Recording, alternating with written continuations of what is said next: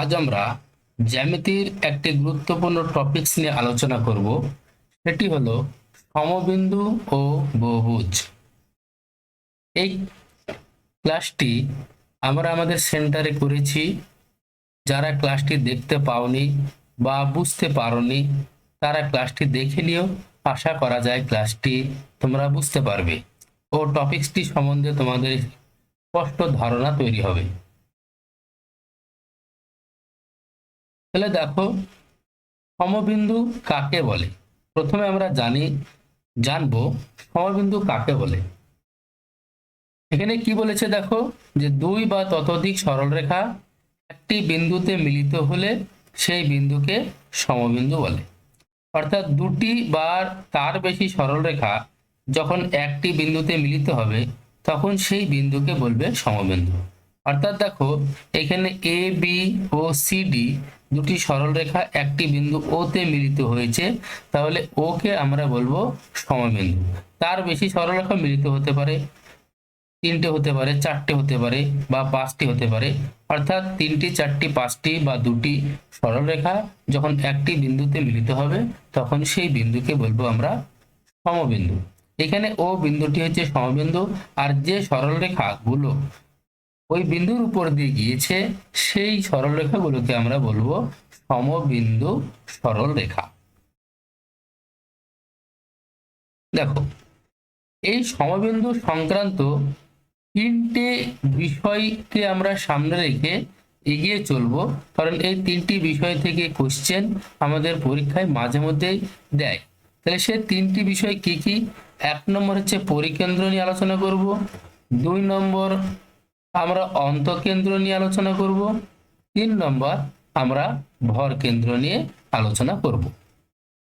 তাহলে প্রথমে আমরা আলোচনা করি পরিকেন্দ্র নিয়ে। পরিকেন্দ্র কাকে বলে? যে কোনো ত্রিভুজের বাহুগুলির লম্ব সমদ্বিখণ্ডক যে বিন্দুতে মিলিত হয় সেই বিন্দুকে বলে পরিকেন্দ্র। তাহলে আমরা এখানে দেখো, এবিসি একটা ত্রিভুজ, এ বি সি একটি ত্রিভুজ। ত্রিভুজের বাহুগুলির লম্ব সমদ্বিখণ্ডক নেব। অর্থাৎ বাহু এবি, এবি এর যে মধ্যবিন্দু, এই মধ্যবিন্দুতে একটি লম্ব টানবো। বিসি, বিসি এর মধ্যবিন্দুতে একটি লম্ব টানবো। এসি, এসি এর মধ্যবিন্দুতে একটি লম্ব টানবো। এই লম্ব তিনটি একটি বিন্দু ও তে মিলিত হয়েছে। আমরা জানি ও সমবিন্দু, কারণ দুটি বা তার বেশি সরলরেখা একটি বিন্দুতে মিলিত হলে তাকে সমবিন্দু বলে। তাহলে অতএব ও একটি সমবিন্দু এবং এই সমবিন্দুকে বলা হয় পরিকেন্দ্র। এই যে বিন্দু ও, এই বিন্দুকে বলা হয় পরিকেন্দ্র। কারণটা হচ্ছে যে ও বিন্দু দিয়ে আমরা এই ত্রিভুজের তিনটি শীর্ষ বিন্দুর উপর দিয়ে আমরা একটি বৃত্ত আঁকতে পারি, যে বৃত্তকে আমরা বলি পরিবৃত্ত। এই পরিবৃত্তের যে কেন্দ্র ও, সেই ও কে আমরা বলি পরিকেন্দ্র। পরিকেন্দ্র। এবার দেখো, ও যেহেতু কেন্দ্র, একটি বৃত্ত, সে বৃত্তের কেন্দ্র ও, সেখানে আমরা ওবি কে ব্যাসার্ধ বলবো, ওবি ব্যাসার্ধ, ও সিও ব্যাসার্ধ। আমরা ও থেকে যদি এ পর্যন্ত আরেকটা সরলরেখা টানি, এটাও ব্যাসার্ধ। আমরা জানি বৃত্তের যতগুলো ব্যাসার্ধ আছে সব ব্যাসার্ধই সমান। তাহলে আমরা বলতে পারি যে ও বি, ও সি, ও এ, ও বি, ও সি এই তিনটে সমান। তাহলে আমরা যদি এখানে একটা ত্রিভুজ কল্পনা করি, দেখো কল্পনা না করলেও হবে, আমরা ত্রিভুজটাকে দেখতেই পাচ্ছি ও বি সি। আমরা পরের চিত্রে আরো স্পষ্ট দেখতে পাবো। যে দেখো পরের চিত্রে দেখো, ও বি সি অর্থাৎ ত্রিভুজ ও বি সি। এই ত্রিভুজ ও বি সি এর ও বি আর ও সি সমান। আমরা এখানে লিখেছি পরপর, আমি পরপর বলি তাহলে তোমরা আরো ভালো বুঝতে পারবে। এক নম্বর পয়েন্ট কি বলেছে, যে ও কেন্দ্রীয় বৃত্তকে পরিবৃত্ত বলে, অর্থাৎ এই বৃত্তকে পরিবৃত্ত বলে। ও এ ও বি পরিব্যাসার্ধ, অর্থাৎ ও এ আর ও বি একে পরিব্যাসার্ধ বলে। ও এ, ও বি, ও সি সমান, তিনটে সমান, তাই ত্রিভুজ ও বি সি হলো সমদ্বিবাহু ত্রিভুজ। আমরা দেখো ত্রিভুজ ও বি সি এর ও এ আর ও বি তো সমান, সমান হওয়ার জন্য ওবিসি ত্রিভুজকে আমরা সমদ্বিবাহু ত্রিভুজ বলবো।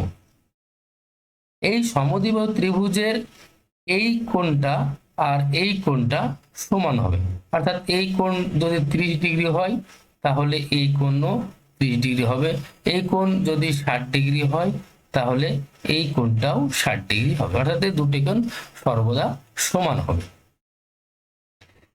এই যে এই সূত্রটা খুব খুব ইম্পর্টেন্ট একটা সূত্র। সূত্রটা কি বলেছে যে বিওসি, কোন বিওসি কোনটা, এইটা কোন বিওসি, কোন বিএসি এর ডবল হবে, এই কোন বিএসি এর ডবল হবে বিওসি। বিএসি যদি 60 ডিগ্রি হয় তাহলে বিএসি যদি 60 ডিগ্রি হয় তাহলে বিওসি হবে তার ডবল, অর্থাৎ 120 ডিগ্রি। এই যে কেস বা এই সূত্রটা বা এই সবগুলো কেবলমাত্র পরিবৃত্ত সংক্রান্ত হলেই হবে, অন্য কোনো ক্ষেত্রে হবে না, বা হলেও ব্যতিক্রম কেস সেগুলো। এখানে কিন্তু ব্যতিক্রম কেস নয়, এখানে যে আমি যে পয়েন্টগুলো বলেছি সমস্ত পয়েন্টগুলো এটা পরিকেন্দ্র হলে আর এই ত্রিভুজ এইরকম হলে এইটা হয়। তারপরে লাস্ট পয়েন্ট দেখো ও বিসি সমান ও সিবি, আমি আগেই বলেছি যে ও বিসি আর ও সিবি সমান হবে। তারপরে দেখো অন্তঃকেন্দ্র। অন্তঃকেন্দ্র কাকে বলে, যে কোন ত্রিভুজের কোণগুলির লম্ব সমদ্বিখণ্ডক যে বিন্দুতে মিলিত হয় সেই বিন্দুকে অন্তঃকেন্দ্র বলে। কোণগুলির লম্ব সমদ্বিখণ্ডক হতে হবে, আগে যেটা আমরা শিখলাম সেটা বাহুগুলির লম্ব সমদ্বিখণ্ডক ছিল, এইটা আমরা কোণগুলির অন্তঃসমদ্বিখণ্ডক করব। তাহলে এ বি সি কোণ, এটাকে দুই ভাগে ভাগ করলাম তাহলে এই বরাবর সরলরেখা হলো, এটাকে দুই ভাগে ভাগ করলে এই বরাবর হয়, এটাকেও যদি আমরা দুই ভাগে ভাগ করি তাহলে এই বরাবর হয়ে দিক দিয়ে হয়ে এই বিন্দুতে মিলিত হবে আই বিন্দুতে। ওই আই বিন্দুর উপর আই বিন্দুকে কেন্দ্র করে, আই বিন্দুকে কেন্দ্র করে দেখো ত্রিভুজের ভিতরে একটি বৃত্ত অঙ্কন করা যায়, তাই আই বিন্দুকে আমরা বলবো অন্তঃকেন্দ্র। আই হলো, দেখো চিত্রে আই হলো অন্তঃকেন্দ্র। আই কেন্দ্র বৃত্তকে অন্তর্বৃত্ত বলে, অর্থাৎ আই কে কেন্দ্র করে যে বৃত্ত আমরা ভিতরে এঁকেছি সেই বৃত্তকে আমরা অন্তর্বৃত্ত বলবো। এইখানে দেখো একটি সূত্র আছে, সেই সূত্র হচ্ছে কোণ বিআইসি, অর্থাৎ এই কোণটা, এই কোণটা আর এই কোণটার মধ্যে একটা সম্পর্ক আছে।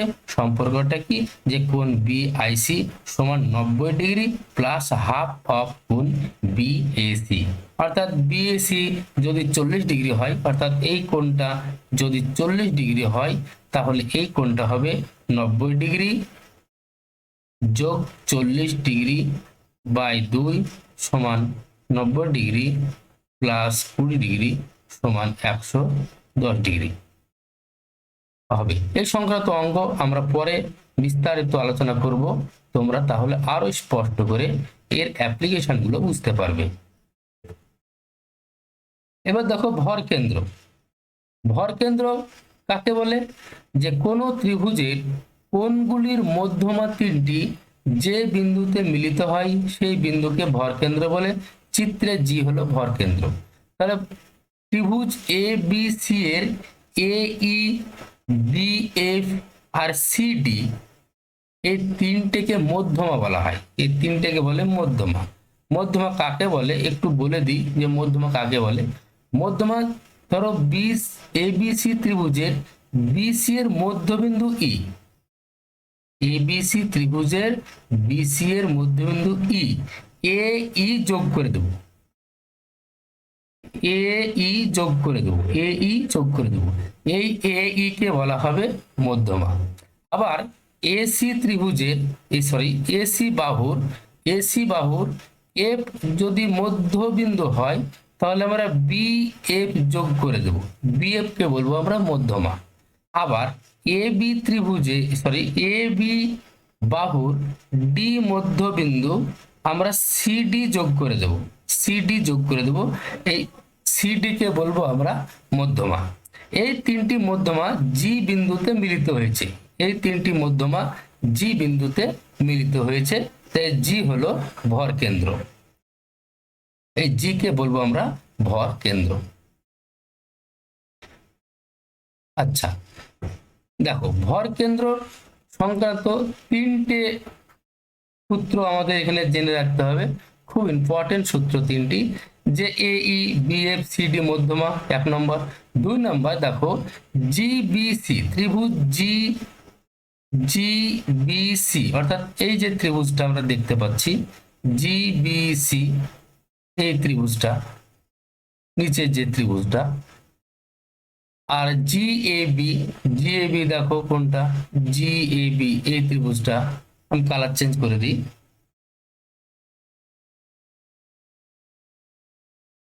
এই ত্রিভুজটা,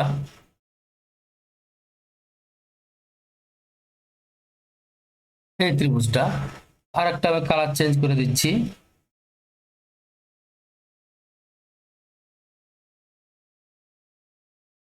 আর একটা হচ্ছে জিএসি এই ত্রিভুজটা।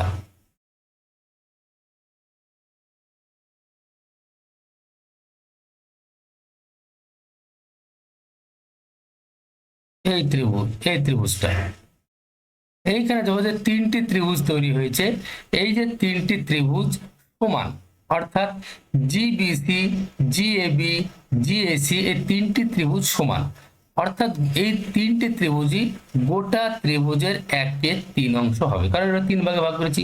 গোটা ত্রিভুজ যদি 30 হয়, 30 স্কোয়ার ইউনিট হয়, অর্থাৎ ক্ষেত্রফল যদি 30 স্কোয়ার ইউনিট হয়, তাহলে প্রত্যেকে 10 করে হবে, এটাও 10 হবে, এটাও 10 হবে, এটাও 10 হবে। আবার দেখো জিবিই কোনটা, জিবিই দেখো নিচে জি জিবিই আর জিইসি জি জিইসি দেখো জিইসি এই ত্রিভুজটা, অর্থাৎ বাঁ দিকের এই ত্রিভুজটা আর ডান দিকের এই ত্রিভুজটা এরাও কিন্তু সমান, অর্থাৎ জিসিবি যদি 20 হয় তাহলে এ 10 হবে, এও 10 হবে। এইভাবে আমাদের কি করতে হবে, ত্রিভুজের ক্ষেত্রফলগুলো এইভাবে কি হবে, ভাগ হবে। এই সংক্রান্ত অঙ্ক আমরা পরে করব, সংক্রান্ত অঙ্ক অনেক আমি অঙ্ক রেখেছি, অনেক সমাধান রেখে সমস্যা রেখেছি, সমাধানও রেখেছি, সেগুলো আমরা পরের ক্লাসে আলোচনা করব। তোমরা আগে থিওরিটি ভালো করে আত্মস্থ করো। তারপর দেখো বহুভুজ। বহুভুজ কি বলছে, যে আমরা জানি যে 3 বা ততোধিক সরলরেখা দ্বারা সীমাবদ্ধ সামতলিক চিত্রকে বহুভুজ বলে। 3টি বাহু দ্বারা যদি সীমাবদ্ধ হয় তাহলে আমরা জানি ত্রিভুজ বলে, 4টি বাহু দ্বারা যদি সীমাবদ্ধ হয় তাহলে তাকে আমরা চতুর্ভুজ বলি, 5টি বাহু দ্বারা সীমাবদ্ধ হলে আমরা তাকে পঞ্চভুজ বলি, এইরকম 6টি বাহু দ্বারা ষড়ভুজ, সপ্তভুজ এইভাবে আমরা বলি। তাহলে এখানে আমরা সেভাবে না বলে আমরা সরাসরি কি বলেছি, বহুভুজ বলেছি। বহুভুজের দেখো অন্তঃকোণগুলির সমষ্টির যে সূত্র, অন্তঃকোণগুলির সমষ্টি সূত্র হচ্ছে 2 ইন্টু n-2 সমকোণ, 2 ইন্টু n-2 সমকোণ। এখানে n হচ্ছে বাহু, অর্থাৎ n যদি 3 হয় তাহলে আমরা n এর জায়গায় 3 বসিয়ে দেবো, 3 বসিয়ে দিলে কি হবে, 2 ইন্টু 3-2 সমকোণ, তাহলে কত হবে, 2 সমকোণ। 2 সমকোণ মানে আমরা জানি 180 ডিগ্রি, এবং আমরা এটাও জানি যে ত্রিভুজের 3টি কোণের সমষ্টি 180 ডিগ্রি হয়। আমরা যদি এটা চতুর্ভুজ করি তাহলে n এর জায়গায় কত বসাবো, চতুর্ভুজের n এর জায়গায় 4 বসাবো, 4 বিয়োগ 2 এত সমকোণ, তাহলে 2 ইন্টু 2 সমান 4 সমকোণ। যদি পঞ্চভুজ হয়, পঞ্চভুজ হলে কত হবে, আমরা সূত্রে যদি বসিয়ে দিই তাহলে 2 ইন্টু 5 বিয়োগ 2 সমকোণ সমান 6 সমকোণ। এইভাবে আমরা অন্তঃকোণগুলির সমষ্টি হিসাব করতে পারবো। আমরা এটাও জানি যে অন্তঃকোণ প্লাস বহিঃকোণ সমান 180 ডিগ্রি হয়, অর্থাৎ একটি অন্তঃকোণ ও তার সঙ্গে যে বহিঃকোণটা যুক্ত আছে সে দুটো যোগ করলে 180 ডিগ্রি হয়। দেখো একটা উদাহরণ দিই, এটা একটা অন্তঃকোণ, অন্তঃকোণের সঙ্গে একটা বহিঃকোণ লাগিয়ে দিলাম, এটা বহিঃকোণ, তাহলে এইটা দুটো মিলিয়ে 180 ডিগ্রি হলো, কারণ এটা একটা এক সরল কোণ হয়েছে, এক সরল কোণ সমান 180 ডিগ্রি, এটা আমরা জানি। আবার যদি এইটার ক্ষেত্রে বিবেচনা করি, এটার ক্ষেত্রে একটা বাড়িয়ে দিলাম, এটা এটা এটা বাড়িয়ে দিলাম, তাহলে এই কোণটা আর এই কোণটা মিলিয়ে 180 ডিগ্রি হবে। সেই জন্য বলছে অন্তঃকোণ আর বহিঃকোণের যোগফল 180 ডিগ্রি হয়। তারপরে দেখো সুষম বহুভুজের ক্ষেত্রে বাহুর সংখ্যা, এটা কেবলমাত্র সুষম বহুভুজে হয় এই সূত্রটা, অন্য কোনো বহুভুজে হয় না। সুষম বলতে বলতে তাদেরকে বোঝায় যে সমস্ত বহুভুজের সব বাহুগুলো সমান, সে তাদেরকে সুষম বহুভুজ বলে। সব বাহুগুলি সমান হলে সব কোণগুলো সমান হবে। তাহলে সুষম বহুভুজের ক্ষেত্রে বাহুর সংখ্যার সূত্র 360 ডিগ্রি বাই বহিঃকোণ, অর্থাৎ 360 ডিগ্রিকে আমরা বহিস্থ কোণ দিয়ে ভাগ করব, তাহলে বাহুর সংখ্যা পেয়ে যাব। মনে মনে করি একটি সুষম বহুভুজের বহিঃকোণ 60 ডিগ্রি, সুষম বহুভুজের একটি বহিঃকোণ 60 ডিগ্রি, তাহলে তার বাহু সংখ্যা কত হবে? তাহলে আমরা এখানে সূত্রে বসিয়ে দেবো 360 ডিগ্রি বা একটা বহিঃকোণ হচ্ছে 60 ডিগ্রি, আমরা কাটাকুটি করে কত হবে 6, তাহলে সেই সুষম বহুভুজের বাহু সংখ্যা হবে 6। আবার যদি বাহু সংখ্যা দিয়ে দিয়ে বহিষ্কোণ বের করতে বলে তাও বের করতে পারবো, তাহলে বহিস্থ কোণ কত হবে? 360, বাহু সংখ্যা মনে করো 5 দিয়েছে, 5 বাহু সংখ্যা দিয়েছে, তাহলে আমরা যদি কাটাকুটি করি তাহলে দেখবো 72 ডিগ্রি হবে, অর্থাৎ একটা বহিস্থ কোণ হবে 72 ডিগ্রি। এই সংক্রান্ত আমরা অঙ্ক পরবর্তীতে করব। তোমরা আগে থিওরিটা ভালো করে আত্মস্থ করো, তাহলে পরবর্তী সেই ভিডিওগুলো পরবর্তী সেই প্রবলেমগুলো তোমাদের বুঝতে সহজ হবে। আজ তাহলে এই পর্যন্তই, পরবর্তী ক্লাসে আবার কথা হবে।